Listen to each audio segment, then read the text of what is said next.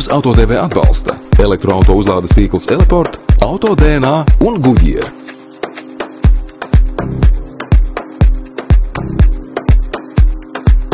Šodien Tavs AutoTV tuvāk aplūkosim Francijā visiecienītāko auto. Renault Clio, kopš tā dzimšanas 1990. gadā, pārdots vairāk nekā 16 miljonos eksemplāru. Tas kļuvis par Renault visvairāk pārdoto automobīli starptautiskajos tirgos un ieguvis 2 gada auto godalgas Eiropā. Un piedzīvojis 5 paudzes. Tagad tas ir ieguvis jaunu seju un tehnisko pildījumu. Un ceļā ar šo mīlīgo pilsētas sportinieku dosimies kopā ar dāmu, kuras smaids un mūžīgais dzinējs var iedvesmot jauniem varoņdarbiem. Dziedātāja Ieva Sutugova vasarā ar savu vokālo ansambli Fortuna koru karos izcīnījusi sudraba medaļas, pašlaik gatavo jaunā albuma dziesmas. Vienlaikus pabeidz maģistrantūru Latvijas Universitātes izglītības zinātnes studijās, aizraujas ar rotu un rokas sprāžu gatavošanu, ko sev par prieku dara jau vairākus gadus, bet visam pāri audzina dēlu, kuram šogad oktobrī aprit gada jubileja. Zini kā, es īstenībā tagad tikko skatījos kaut kādu raidījumiņu, vienu, kuras pati piedalos, un tur man kā katrā sērijā piesaka vienmēr smaidīgā, mūžam dzirkstošā, un tā tālāk, un tajā brīdī es esmu istabā ar mazo priekšnieku uz grīdas spēlējos, skatos to televizoru, domāju, jā, obligāti, vienmēr, tā kā vienmēr smaidīgā.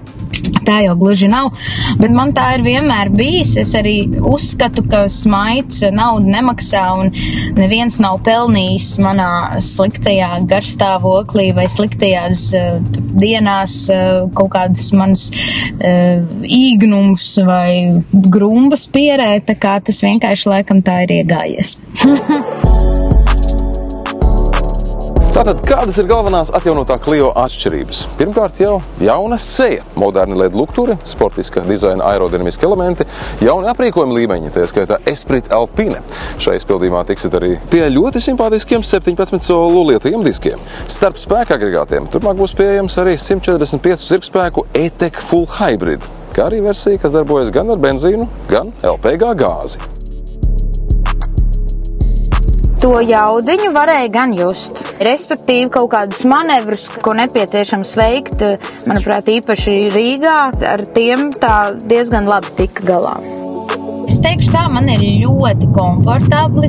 Es esmu, kā saka, dabūjis to sajūtu, ko es parasti meklēju, ka auto iet mīksti, ērti, viegli vadāms, ka es tā kā iesēžos mašīnā un plūstu. Man patiesi man ir ērti, man ir feini. Uzreiz es kā ārkārtīgi īsa auguma cilvēks novērtēju to, ka es visu redzu. Jā. Protams, tas nemaina faktu, ka pilnīgi viss, ko var saregulēt uz maksimumu, pēc iespējas tuvāk un augstāk ir saregulēts, bet es jūtos ārprātīgi komfortabli ar to. Jā, jo ir tā, kā es ikdienā pārsvarā pārvietojos ar īres mašīnām, es braucu ar dažādākajām, jā. Bieži vien ir tā, ka ir viss tuvāk, viss augstāk, viss, un es tāpatās ceļu to galvu, jo es neredzu, kas priekšā notiek. Tā kā šodien, šajā mirklī man viss ļoti patīk. Man ir ērti. Neskatoties uz saviem gabarītiem un cenu, jaunais Clio ir gana gudrs un moderns auto. Kopumā tam ir 20 dažādas vadītāja atbalsta sistēmas, kas piedāvā vienkāršāku un drošāku braukšanu. Tās iedalāmas 3 grupās – braukšanai, novietošanai stāvvietā un drošībai.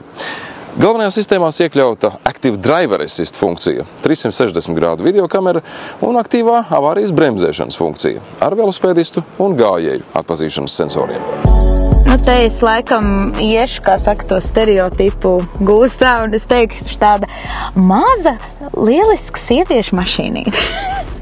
Bet forši, super, jo es tā jau braucot jau tā novērtēju, ka visu var, un var to, un var šo, un var, kā saka, pēc vajadzības bērnu sēdeklīt, un var tur bagāžas nodalījumā šo to ielikt. Bet jā, es saku, tie ir stereotipi. Nekādā gadījumā nav tā, ka iekāps vīrietis brangāks, mazāk brangs un mašīna neies uz priekšu. Tāpat ies un viss būs kārtībā. Viens no tehnoloģiski interesantākajiem dzinējiem, ko varēsiet pasūtīt savam jaunajam Clio, ir jau minētais E-Tech Full Hybrid. Tam pieder vairāk nekā 150 patentu un pieredze, kuru Renault uzkrājis Formula 1 trasēs. Un pateicoties šim dzinējam, Clio spēja būt gana dinamisks, vienlaikus saglabājot zemu degvielas patēriņu. Par pamatu šai konstrukcijai ņemti 2 elektromotori, 36 kW motors un 18 kW augstsprieguma starteru ģenerators, kā arī 4 cilindru 1,6 litru iekšdedzes dzinējs ar 94 zirgspēku jaudu. Neraugoties uz to, ka akumulators ir vien 1,2 kWh liels, elektromotors tiek izmantots teju vai 80% no brauciena laika. Tādējādi samazinot patēriņu salīdzinājumā ar parastu iekšdedzes benzīna dzinēju pat par 40%. Man vispār gan ar tīri elektroauto, gan ar tiem, kas ir tā kā puses pusi. Man patiešām es baudu to sajūtu, to klusumu. Es baudu to sajūtiņu, ka ir tas, kā saka, tas elektrobišķiņ klāt. Man kaut kas tajā ārprātīgi patīk. Jā, to gan es varu atzīt, un tā ir tā lieta manam ikdienas auto, kuram nav nekā no tā, jā, kas mēdz pietrūkt.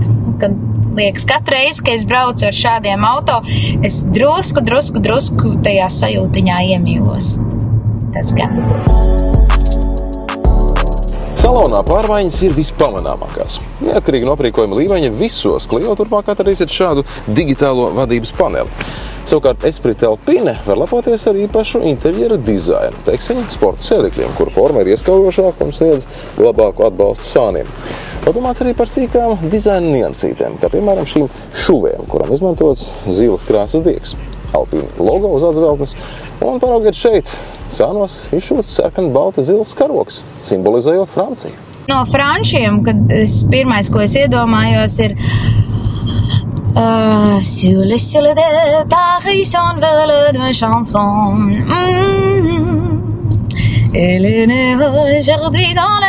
Un tagad visiem tiem, kas saprot franču valodas, ļoti atvainojos. Tajā noteikti, ko es nodziedāju, bija ļoti maz kā no franču valodas. Es šajā mazajā tāpat braucienā arī dabūju garšiņu, jo man, kā jau tu teici, man ļoti patīk braukt ar auto. Un ja tas ir jebkāds brīnišķīgs ceļš lieliskos laika apstākļos, kas nav sastrēgumi un remontu vispārējais, tur nevar nebūt prieks. Ko lai vēl piebilstam šī brauciena noslēgumā? Lai arī Clio ir kompakti gabarīti un tas šķiet piemērots pilsētas satiksmē, tas ir gana komfortabls arī garākiem braucieniem, par ko mums pašiem bija iespēja pārliecināties šo auto atzenot uz Latviju no Varšavas, kam bija starp citu pietiekami ar vienu degvielas uzpildi. Un tas ir tikai vēl viens iemesls, izraugoties sev jaunu auto, neaizmirst arī par mazās klases braucamajiem. Lai jums sokas un tiekamies Tavs Auto TV.